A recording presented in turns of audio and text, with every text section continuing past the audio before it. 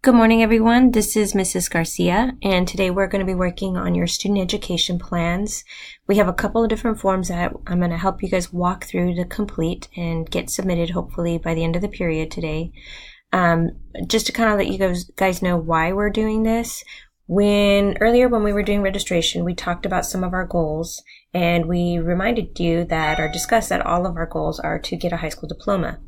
So if we want that to happen and if we want to plan for the future, we kind of need to start outlining things. And so I want you to be able to understand how to read your transcripts and how to make a plan for the classes that you're going to be completing in the next 4 years. So the first thing is pretty easy here. You're going to put in your student ID number, then your last name, first name, student email address, and then where it says on track to graduate, you're going to take a look at your transcripts.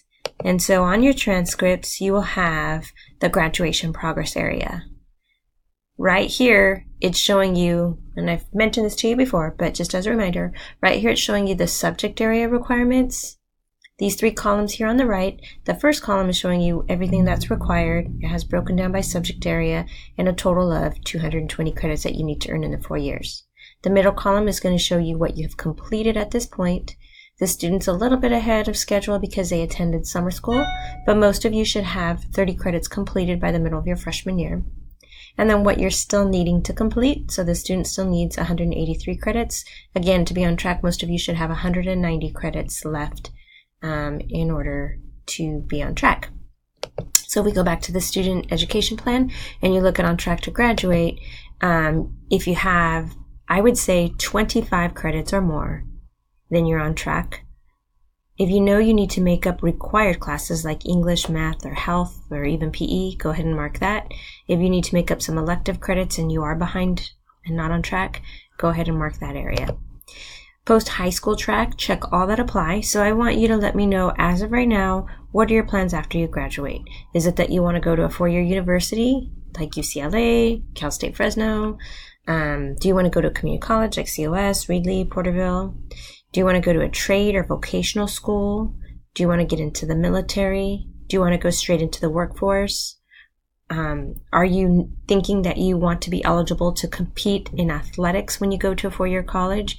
If so, we need to make sure you're meeting NCAA requirements. And then if you're undecided or you have other plans, you can mark those. So, and the reason I say check all that apply is because some of you may know that you want to start off at community college and then transfer to a 4-year. Or some of you may know that you want to start off in the military and use the funding to help you pay for your education. So again, mark everything that applies to you. Current total credits completed. Again, you're going to take a look at the transcript area that I just showed you and mark what you have completed at this point. So the student would mark 37. Credits needed to graduate, you're going to refer to the far right column. This student needs 183 credits, and so that's what you're going to mark there. GPA, again, you're going to refer to the transcripts. There are 2 GPAs listed. One is the weighted GPA and one is a simple GPA. Right now, I'm going to have you guys go ahead and refer to the simple GPA. So list that on there. Your intended college major, if you have any ideas of what you want to study when you're in college, please go ahead and list that. If you're undecided, that's fine. You can put that. Excuse me. Did you take the PSAT? We administered the PSAT in October of this year. It was a $13 fee, so you'll know if you did take the PSAT. Please mark yes if you did and no if you did not. Please mark your homeroom teacher so that I know who to send this information to. And then, do you plan to attend summer school this summer? Yes or no? What did you sign up for on your registration sheet? Are you interested in taking a COS class in the summer or the fall of 2018? This is a great opportunity. I have several students taking classes through COS, so I want to make sure that I'm following up with you if that is in your plan. So go ahead and mark yes or no. Career interest, we have what we call career industry sectors, and so every career that you are interested in falls into one of these various categories. If you're not sure, so if you know what exactly is you want to do, say you know you want to be an accountant, I want you to go ahead and mark business and finance. If you're not sure what category your field falls under, go ahead and click on this link and it's going to give you more detailed information regarding all of these sectors, so that'll help you identify that. Then we're going to look at college of interest. If you know specifically a school or a couple of schools that you're interested in looking at after you graduate, please list that. Athletic participation, check all that apply. So what will you be planning on participating in the 10th grade year? So that's next year as a sophomore. Go ahead and mark. If you're planning on playing more than one sport, mark those. And then the last question on this page is club or organization involvement. So for this current school year, can you please let us know which clubs you participated in this year? Okay, so the next form we're going to refer to is a 4-year, kind of like a grid.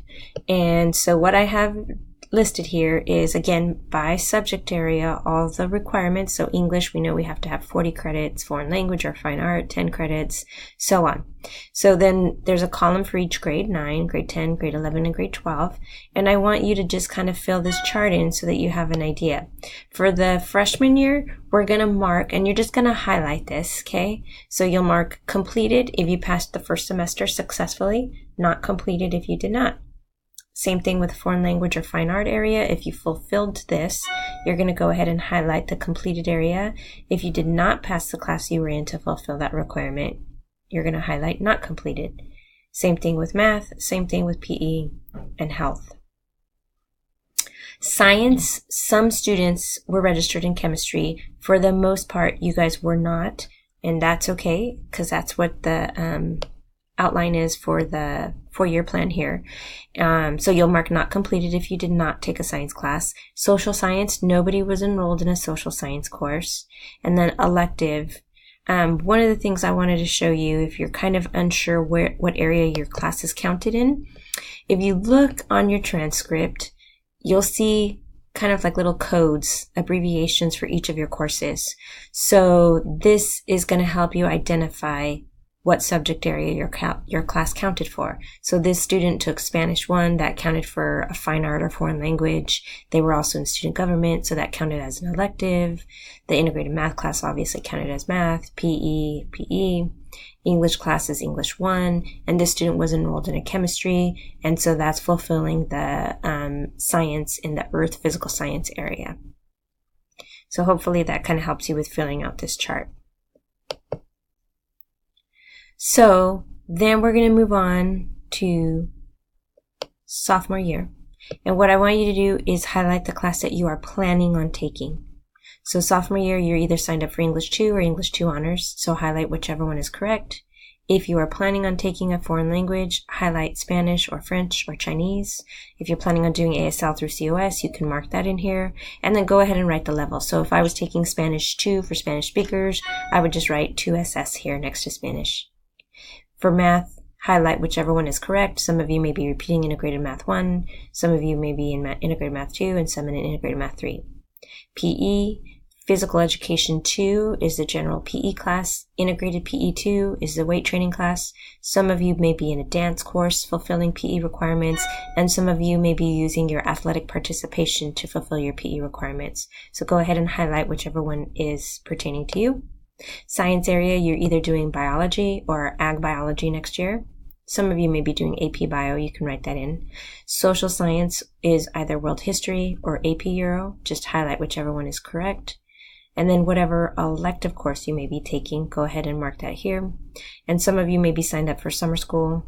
For the most part, it's world history. A couple of you I know are signed up for biology or classes through COS, so you can add that in. Then we're going to go to your junior year. The college prep English class is American Lit. If you're in honors and trying to continue on with that path, you're going to go on to AP English Language. If you're continuing on with foreign language, you're going to mark Spanish, French, Chinese. If you're taking a fine art in this area, you can just type that in. For math, you're going to do integrated math 2, integrated math 3, pre-calculus or AP stats if you are continuing on with math, which I highly recommend. And then in the PE area, most of you should have completed the PE requirements at this point. But if you are choosing to continue on, for the most part, it would be a weight training course. Science credits. So for the majority of you, this will be your first time taking a earth physical science class. And so it would be chemistry or conceptual physics. And then social science area would be US history or AP US history. And then any electives you can mark in here.